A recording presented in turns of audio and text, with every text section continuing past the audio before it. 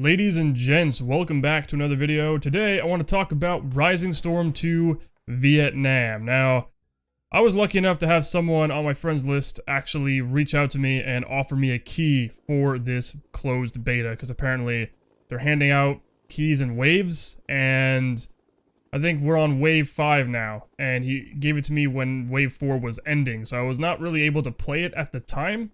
And I was, eagerly awaiting for the next, go at the beta, which means, when the next wave was going to go out and they were going to re-initiate the servers and allow people to come back online and play again.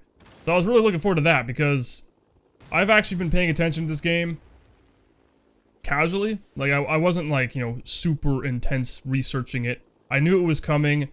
I was definitely interested because I'm a huge fan of the Red Orchestra series. I played Red Orchestra 2 a lot, and I really enjoyed it for what it was.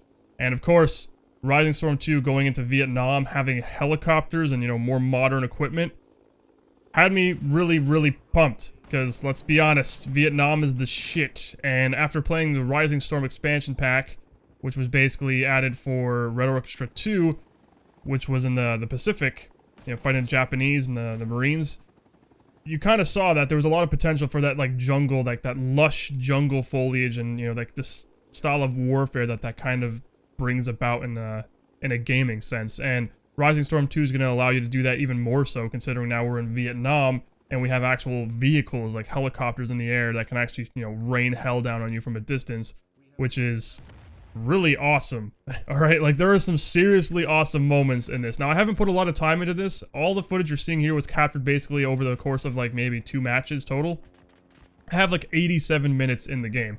Really, I only have like an hour because I played it for a little while, actually, flying around the helicopters and on, messing around the shooting range initially. But after they updated it and I started playing it again today, after playing Ghost Recon Wildlands, which I'll get to that at some other point, I'm really impressed with what they've done. They have character customization that is completely reasonable and actually really awesome, and it reminded me a lot of Joint Operations. If you guys remember that, Joint Operations from Novalogic back in the day, there wasn't a whole lot of customization, but you were able to pick like distinct uniforms based on the faction or the, whichever military you were working for, whatever unit you were part of, whatever the case may be, you were able to kind of like pick what you wanted to look like. And in this game, it's kind of the same thing, but it's all within reason. So you can like, have a regular shirt, but you can roll up the sleeves. So you can just, or you can have a frag vest on, which is kind of hilarious because it looks exactly like the frag vest we had in the Canadian Forces when we were going through battle school, which is, that should tell you something about our military. But anyway, the point is, there's some really cool customization that you can actually do there by picking helmets and like some facial, like you can get like some facial hair and like glasses and stuff. But ultimately it's about helmets and your uniform. And I mean, there are tattoos, which some people in the forums are kind of like, yeah, this is ridiculous. Why is this here? And I kind of have to agree with it. I mean, after playing with it a little bit, it's like the tattoos seem so out of place because who in Vietnam had aggressive tattoos like that? It's just kind of weird. Like when you look at the tattoos, it just, yeah, I get it. It kind of breaks up the immersion and like the realism, I guess, in some sense. I don't know if tattoos were a common thing back then. It's not like it is now. You think of like the Marines or Special Forces or pretty much anyone nowadays that's like in it, like hardcore. They're all there with like fucking sleeves. They got like tattoo sleeves down their arms and shit. It's a huge thing in the military now. Like I got friends who are doing it. It's like everyone in the military I know of is like, tattoos and sleeves and stuff. Yeah, Guten Tag. I don't know why. Whatever. I never felt the need to get tattoos, and like, but that's just me personally. But I think in the game sense, tattoos probably shouldn't be there. I just feel that they're, immersion breaking. Plus, most of the people that have uniforms are going to cover it up. I don't know. It's just weird. It kind of, as someone said, it kind of makes it look a little bit more cartoony than real, I guess, is one way to put it.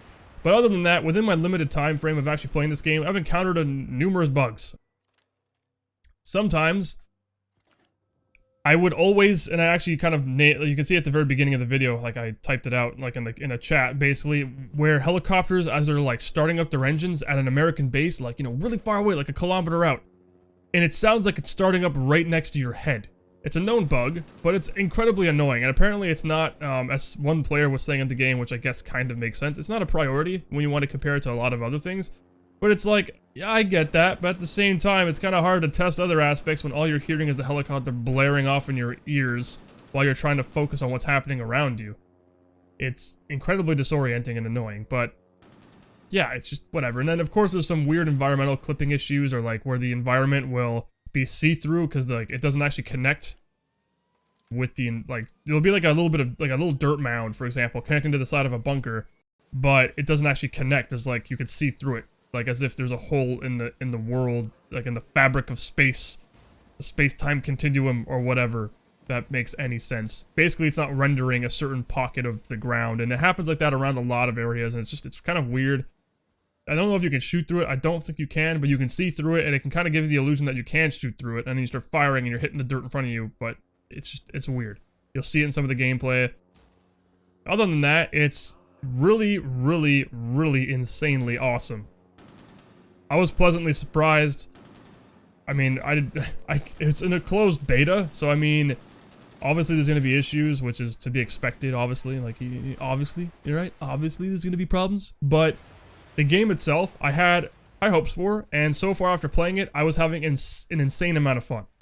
Like, just laughing hysterically at all the ridiculousness that was happening. All the people I was mowing down. Just the sounds and the tracer effects and like the graphics. Phenomenal. Everything's really, really great. But one thing I've noticed that has been driving me up the wall playing this game, now it runs smoothly. It's great. It works. I have it maxed out. I have a new 1440p monitor, so I've been using that.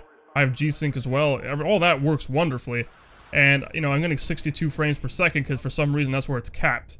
Which I wish Tripwire would be like, hey, we'll just uncap the frame rate to a maximum of like 200, because, you know, that would be wonderful, right? Like, just, come on. Well, I have a cap of 62, but anyway, whatever, because some people can actually push out more frames. Like, I'm pretty sure I can get a little bit more frames, even at 1440p with my 1070. I have an idea that, you know, it could probably go a little, you know, close to 100 maybe? I don't really know.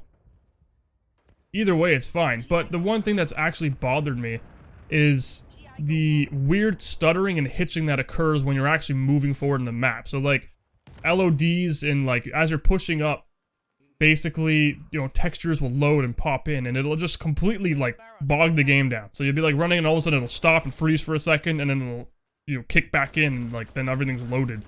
And, I don't know what gives with that, you know. It runs really smooth when you're in a loaded area, but as you're running to different areas where I guess it has to draw up details in the geography of the map, it just, like, to a more detailed type of whatever, it just completely, like, deteriorates performance. It just shuts everything down. I'm not too happy with that. That's something that's bothering me. See here, right in this gameplay clip, you can just see in the bottom left corner. That's what I was talking about the geometry of the world not rendering correctly in some areas. But I mean, other than that, it's on a path to greatness. This game is on a path to a wonderful, wonderful experience. And, I mean, it is just so good.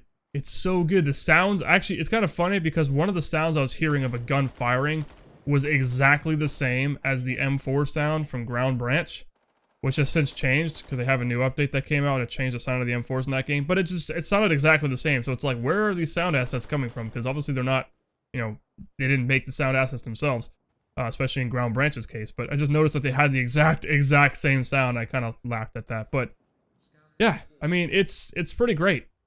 The announcer voices sound like you're in a coliseum or like a giant like building where just sound resonates in a weird way. I don't know if that's intentional or not. It's kind of off-putting. I mean, I'd rather have it like, you know, I guess maybe it's supposed to be like they're yelling and you can hear them yelling over the horizon. I don't know. Okay, I mean, they didn't have like, no one's running around with headsets that like, you know, get paged on the radio or something and, you know, have comm systems up, like listening to all the commands. So I guess it would make sense to kind of have it like, you know, echo throughout the environment in a weird way, but for some reason it just doesn't sound right. It sounds like a fake reverb and it's consistent everywhere, so it's kind of just, I don't know, it doesn't sound correct. But other than that, guys, like I'm saying, it's a freaking phenomenal game. I've been having so much fun with it. I don't have a lot of time, guys, honestly. Like, I really do not have a lot of time to cover these games, which sucks because I want to cover Ghost Recon Wildlands as well, but I might have to make a video next week to actually get sufficient playtime in because I just don't have the time anymore. I work a lot, so I don't have the time, and it sucks, but such is life. And the thing is, like, I haven't even gotten to put in a lot of time here. Like I said, just a little bit over an hour, about an hour tops, you know, around that time. I haven't even played the American side yet in an actual match, which I'm looking forward to actually trying at some point, because everyone just wants to be American for some reason. Don't know why it is. I mean, like, the Viet Cong, like, or the NVA, or whatever the other PAVN, I think they are. Like, you can spawn, like, these rat holes, like these squad holes you can spawn in, which is really cool. Which I guess is a way to counteract the fact that the Americans have helicopters and you don't. So I guess that's one way of balancing it, which seems to work. I mean, the helicopters aren't invincible. They don't just make the Americans win every time, which is pretty great. Everything feels pretty balanced in the end. But, yeah, that's pretty much it, guys. I'm running out of time. My name's PepperBelly. Thank you guys for joining me today. And I'll see you on the next one.